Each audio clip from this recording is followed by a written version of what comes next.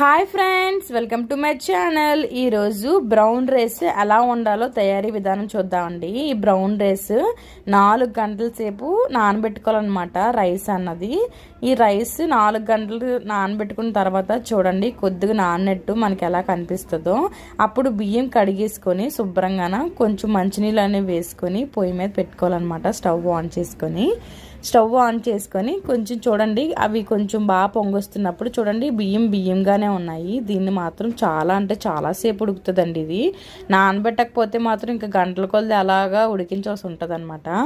అదే విజిల్ కానీ కొట్టించేటట్లయితే ఒక 3 విజిల్ 4 విజిల్ కొట్టించుకుంటే సరిపోతుంది. చూడండి బియ్యం ఎంత బాగా ఉడుకుతున్నాయో.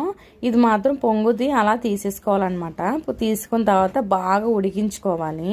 ఉడికించిన తర్వాత చూడండి 1/2 అవర్ తర్వాత అన్నం ఎలాగా మల్లెపూల ఎలా విరుస్తుందో బాగుంది కదా ఫ్రెండ్స్. ఇలాగా ఈ అన్నాన్ని కొంచెం వార్చుకోవాలి. నేనైతే వారుస్తున్నాను అనమాట.